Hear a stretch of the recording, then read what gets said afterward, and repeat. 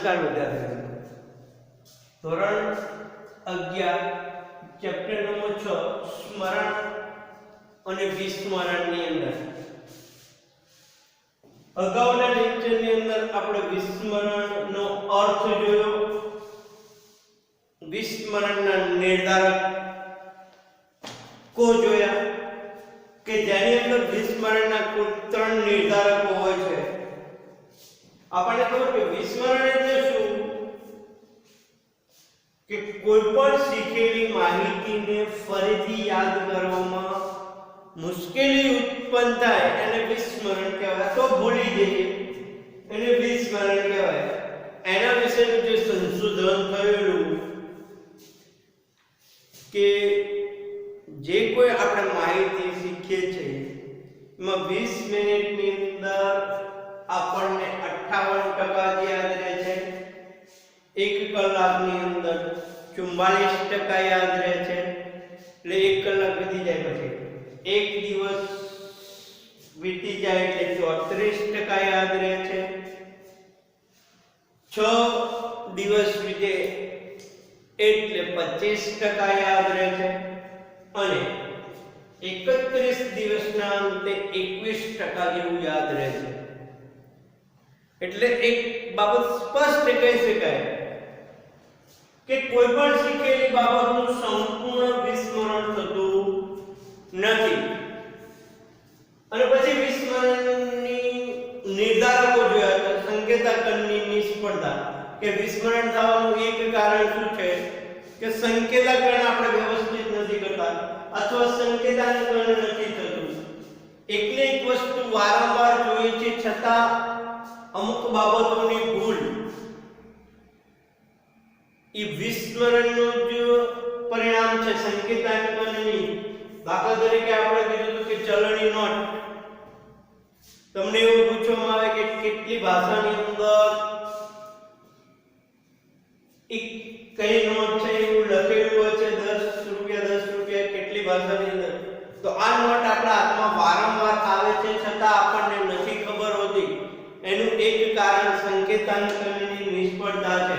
પછી સંગ્રહની નિષ્ફળતા કે ક્યારે કોઈ પણ બાબત જે છે એ સંકેતાકરણ કદાચ થયું હોય તો પણ મગજની અંદર એનો સંગ્રહ નથી થતો। એનું કારણ કે તમે કોઈ અકસ્માતનો ભોગ બન્યા હોય કે હાઈ ડિપ્રેશનના હિસાબે વિદ્યુત આંચકા લેવા પડ્યા હોય કે જેનાથી સીધી એની અસર જે તે વ્યક્તિના મગજ ઉપર પડતી હોય છે, એટલે સંગ્રહ ના થયો હોય એ પણ વિસ્મરણ તાનું એક કારણ છે। ત્રીજા પુનઃ પ્રાપ્તિ નિષ્ફળતા કે શીખેલી બાબત જે છે, સંગ્રહ કરેલી બાબત જે છે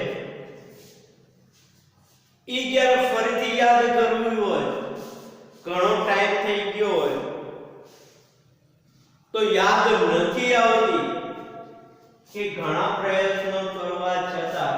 ઉદાહરણ લઈએ તો કે મિત્ર સાથે જ્યારે પિકનિકમાં ગયા હોય ત્યારે કોઈ પણ મિત્ર આપણે મળ્યો હોય કે કોઈ સંબંધી મળ્યો હોય તો આપણને એમ થાય કે તમારું નામ મને યાદ છે પણ ઓળખે છે પણ અહીંયા નથી, એટલે કે યાદ આવતું નથી। એની અંદર એન્ડ્રન ટુડે એવો દાવો કર્યો કે વિસ્મરણ એ આપણે જેનું પુનરાવહન કરીએ છીએ તે માહિતી ક્યાં છે એ શોધવાની અશક્તિ છે। વિસ્મરણ શું છે કે શીખેલી માહિતીને ફરીથી યાદ કરવાની શક્તિ ના હોવી, એને વિસ્મરણ કે આઉટડુઈંગ એવો દાવો કર્યો। એ પછી આપણે હવે સ્મૃતિ અવરોધ સમજવાનું છે।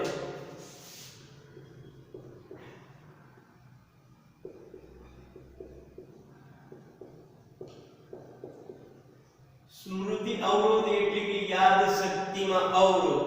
તો તમને ત્યાં એવો પણ પ્રશ્ન પૂછાય કે સ્મૃતિ અવરોધ વિશે જણાવો, તો સ્મૃતિ અવરોધને વિસ્મરણનું સૌથી મોટું કારણ ગણવામાં આવે છે.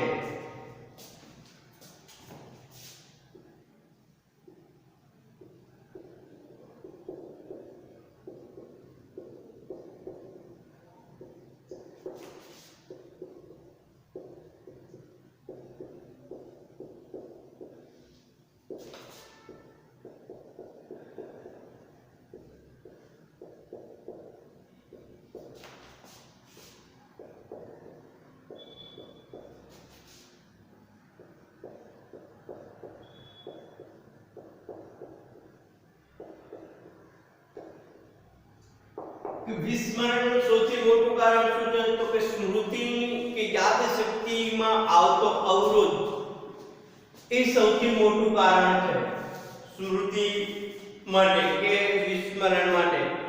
જો કોઈ શીખેલી બાબત કે માહિતી પર પહેલાનું કે પછીનું શિક્ષણ અવરોધ રૂપ બને તો તેની આપણના વર્તમાન શિક્ષણ પર ખૂબ જ વિપરીત અસર પડે છે. શું કહેવામાં આવે છે કે જો કોઈ શીખેલી બાબત કે માહિતી પર આપણે તો કોઈ શીખ્યા નહીં કોઈ બાબત કે કોઈ માહિતી એના પર પહેલાનું શિક્ષણ જે અસર કરતી હોય એટલે કે ધારો કે અત્યારે આપણે સ્મૃતિના અવરોધો શીખીએ આની આગળ આપણે વિસ્મરણના નિર્ધારકો જે શીખ્યા હતા એ તો સ્મૃતિના અવરોધો શીખવા માટે એ પહેલાનું શિક્ષણ અસર કરતું હોય તો વર્તમાન શિક્ષણ પર ખૂબ જ વિપરીત અસર પડે છે. તો અત્યારે આપણે જે શીખવા જઈએ એ પહેલાનું અને પછીનું શિક્ષણ અસર કરે છે જો તેને અવરોધ કહેવામાં આવે છે. આ વસ્તુને અવરોધ કહેવામાં આવે છે. કે કોને અવરોધ કહેવામાં આવે છે? તો કે જો કોઈ શીખેલી બાબત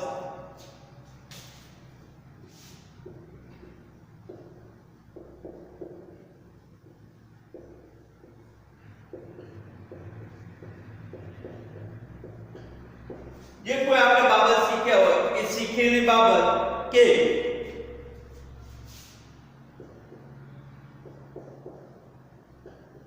માહિતી પર પહેલાનું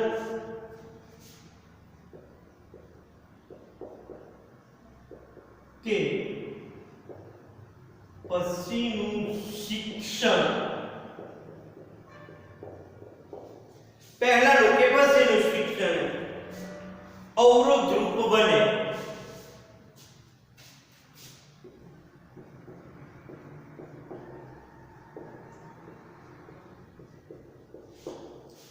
તો વર્તમાન શિક્ષણ પર તો તેને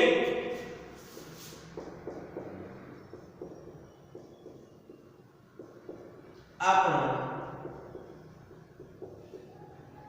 વર્તમાન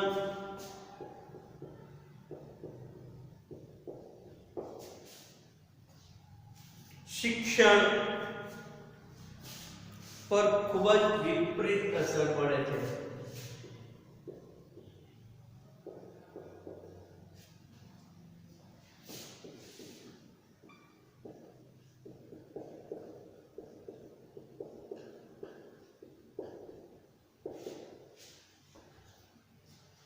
અસર પડે છે તેને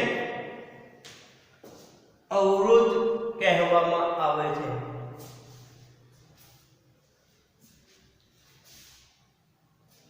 તેને અવરોધ કહેવામાં આવે છે.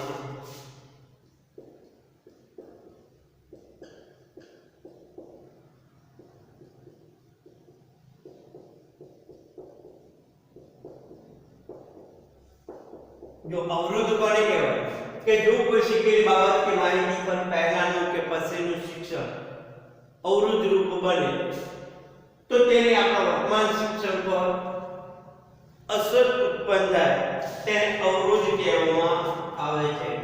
એટલે કે અવરોધ આપણે જે કોઈ નવી પહેલા શીખેલી બાબત જે છે કે પછી જે શીખ્યા હોય એને અત્યારે હાલની અંદર અસર ઉત્પન્ન કરે તો તેને અવરોધ કહેવામાં આવે છે. જો અવરોધ જે છે, અવરોધ સમયની દ્રષ્ટિએ આગળ કે પાછળ એમ બંને રીતે હોય છે જે સ્મૃતિને અસર કરે છે. અવરોધ એ આગળ હોય અને પાછળ હોય. તો આવી જે આપણી સ્મૃતિને અસર કરે તેને આપણે અવરોધ કહીએ. જો અવરોધ બે પ્રકારના છે.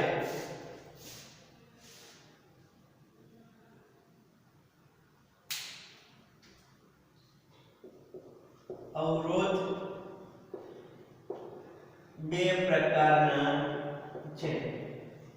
સ્મૃતિ અવરોધ જે છે એ બે પ્રકારના છે. એ બે પ્રકારના સ્મૃતિ અવરોધ કયા કયા છે એ જોઈએ.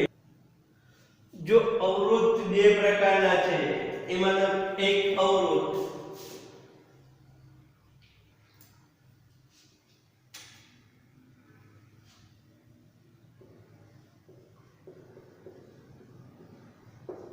પૂર્વક્રિયા અવરોધ અને બીજું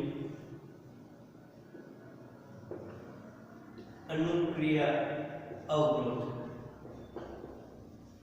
જો અવરોધ કેટલા પ્રકારના છે? બે પ્રકારના અવરોધ છે. એક પૂર્વક્રિયા અવરોધ અને એક અનુક્રિયા અવરોધ. તો એ બંને અવરોધો આપણે જોઈએ. પૂર્વક્રિયા અવરોધ. જો પૂર્વક્રિયા અવરોધ એટલે શું?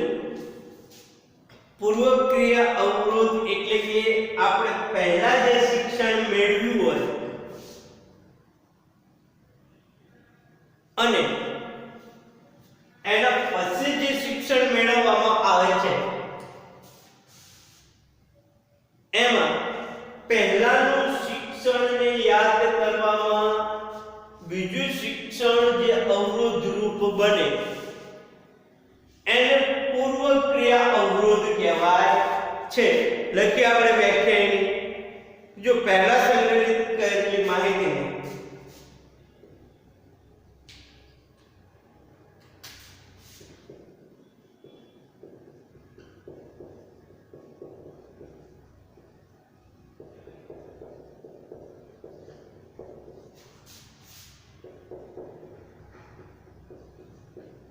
પહેલા સંગ્રહિત કરેલી માહિતીને યાદ કરવાની આપણી શક્તિમાં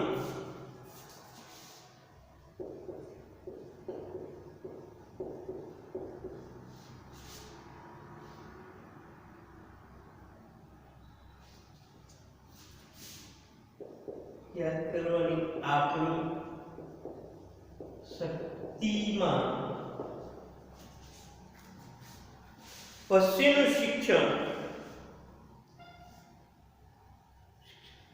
શક્તિમાં નવું શિક્ષણ અવરોધ રૂપ બને. નવું શિક્ષણ એ અનુભવ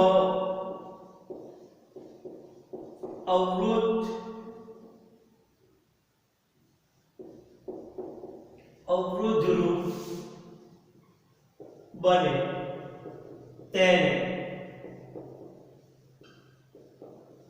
પૂર્વક્રિયા અવરોધ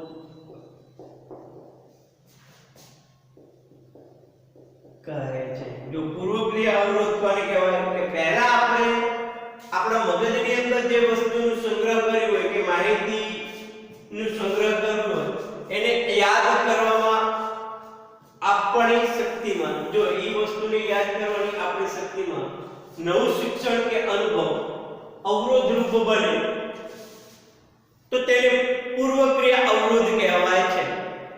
ઉદાહરણ તરીકે લેવું હોય તો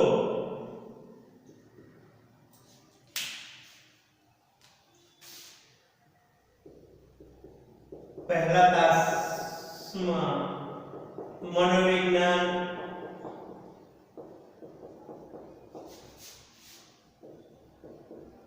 શીખ્યા અને બીજા તાસમાં સમાજશાસ્ત્ર વિષય શીખે ત્યારે મનોવિજ્ઞાન વિષયનું શીખેલું યાદ કરવું હોય અને ન યાદ આવે તેને પૂર્વ ક્રિયા અવરોધ કહેવાય. એટલે આપણી ભાષામાં કેવું હોય કે પહેલા શીખેલું શિક્ષણ અને અત્યારે હાલમાં જે આપણે શિક્ષણ શીખીએ એમાં હાલનું શીખેલું શિક્ષણ જ્યારે પહેલા શીખેલા શિક્ષણની અંદર અસર ઉત્પન્ન કરે તો તેને પૂર્વ ક્રિયા અવરોધ કહેવામાં આવે છે. આવા અવરોધની અસર ઓછી કરવા શું કરવું કે જ્યારે પૂર્વ ક્રિયાની અવરોધની અસર ઓછી કરવી હોય ત્યારે શું કરવું? તો આના માટે એક પ્રયોગ કરવામાં આવેલો છે કે આપણે કોઈ પણ શિક્ષણ લીધું છે અને પછી આરામ કરી લઈએ. એક એવો વ્યક્તિને લીધો અને એક એવો કે એક સવારે ઉઠીને જે શિક્ષણ લીધું છે એને સારી રીતે યાદ કરી પછી દિવસ દરમિયાન પોતાની આખી પ્રવૃત્તિ કરે છે અને સાંજે યાદ કરેલું શિક્ષણ વિશે માહિતી આપવાની હોય છે. તો એના કારણમાં એવું આવ્યું કે પહેલા જે શીખેલી વસ્તુ હતી અને એને જ્યારે આરામ કર્યો ઊંઘ લીધી તો એને ઓલા કરતા વધારે યાદ રહ્યું છે. એટલે જો એને 50 થી 60% યાદ રાખી શક્યો હતો કોના કરતા કે જે સવારે યાદ કરીને આખો દિવસ પોતાની કોઈ પ્રવૃત્તિ કરી છે અને પછી સાંજે એ શિક્ષણ વિશે જણાવવાનું કહે છે તો એને ઓલા કરતા ઓછું યાદ રહે છે. એટલે એક એવું કારણ આવ્યું કે જો આપણે પૂર્વ ક્રિયા અવરોધને ઓછો કરવો હોય તો એનું સૌથી મેન કારણ ઊંઘ લેવી. કે જે વ્યક્તિ પૂરતી ઊંઘ લે છે 6 થી 8 કલાકની પૂરી ઊંઘ લેતો વ્યક્તિ એને યાદશક્તિ નું પ્રમાણ વધારે હોય છે. એટલે પૂર્વ ક્રિયા અવરોધ જોયું, હવે અનુક્રિયા અવરોધ જોઈએ.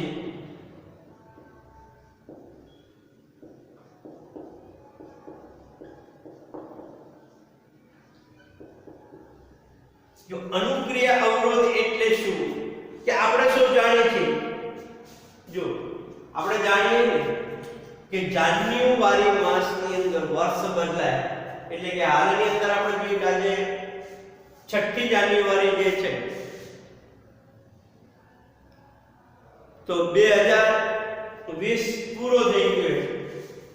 તેમ છતાં પણ આપણે જ્યારે બેંકની અંદર ચેકબુક ભરવા જઈએ કે ગમે ત્યાં તારીખ લખીએ તો આપણે આમ લખી નાખીએ તારીખની પાછળ કે 6/1/2020. જ્યારે આજે કયું છે તો કે 6/1/2021.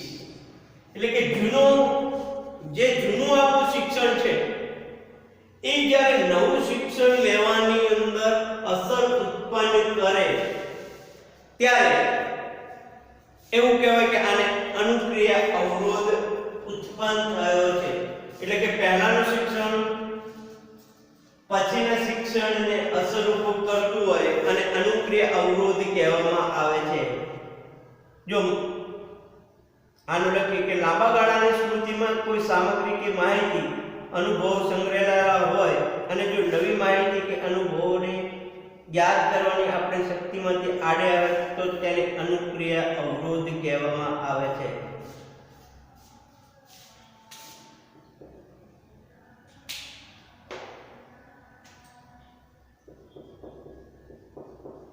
લાંબા ગાળાની સ્મૃતિ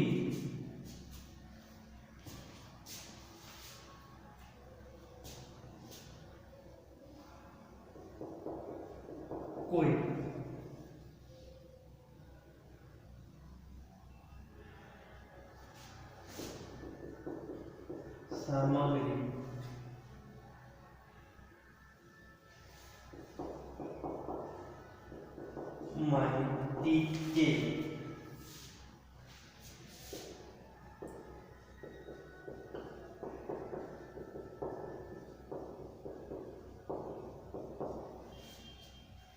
સંગ્રહાયેલા હોય અને જો નવી માહિતી કે અનુભવ ને યાદ કરવામાં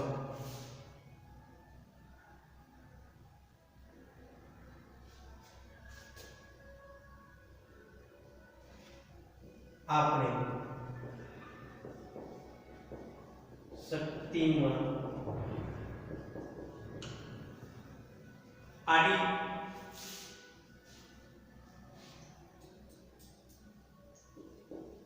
આવે તો તેને અનુક્રિયા અવરોધ કહે છે. કીધું ને કે આગળની કોઈ માહિતી ક્યારે આપણે શીખ્યા હોય અને અત્યારે હાલની અંદર જે માહિતી શીખીએ છે એની અંદર પહેલાની માહિતી અસરરૂપ બનતી હોય નવી માહિતી શીખવાની એને અનુક્રિયા અવરોધ કહેવામાં આવે છે. ઉદાહરણ તરીકે એવું લઈ શકીએ કે આપણે પહેલા તાસની અંદર મનોવિજ્ઞાન શીખ્યા છે અને અત્યારે બીજા તાસની અંદર સમાજશાસ્ત્ર શીખીએ છે. ત્યારે સમાજશાસ્ત્રનું શિક્ષણ લેવામાં આપણને મનોવિજ્ઞાનનું શિક્ષણ અવરોધ ઉત્પન્ન કરતું હોય એટલે કે મનોવિજ્ઞાનનું વારંવાર યાદ આવી જતું હોય તો એને અનુક્રિયા અવરોધ કહેવાય છે. એટલે કે અનુક્રિયા અવરોધની અંદર બે બાબતોનો સમાવેશ એક બાબતોનો સમાવેશ થાય છે કે આપણને આગળની માહિતી શીખેલી માહિતી બીજા શિક્ષણની અંદર અસરરૂપ કરતી હોય એને અનુક્રિયા અવરોધ કહેવાય. તો આપણે સ્મૃતિ અવરોધ માટેના બે અવરોધો જોયા, એક પૂર્વક્રિયા અવરોધ અને એક અનુક્રિયા અવરોધ. પૂર્વક્રિયા અવરોધ એટલે કે પહેલા જે શિક્ષણ મેળવ્યું છે એની અસર એટલે કે પહેલા મેળવેલા શિક્ષણને યાદ કરવામાં જ્યારે બીજું શિક્ષણ અસરરૂપ કરતું હોય એને પૂર્વક્રિયા અવરોધ કહેવાય. અને અનુક્રિયા અવરોધ એટલે કે પહેલા મેળવેલું શિક્ષણ જ્યારે બીજી વાર મેળવતા શિક્ષણની અંદર અસર ઉત્પન્ન કરતું હોય એટલે કે બીજા પ્રકારનું શિક્ષણ મેળવવામાં પહેલું શિક્ષણ અવરોધ ઉત્પન્ન કરતું હોય એને અનુક્રિયા અવરોધ કહેવામાં આવે છે. હવે નેક્સ્ટ લેક્ચરની અંદર આપણે સ્મૃતિ સુધારણા વિશે અભ્યાસ કરીશું.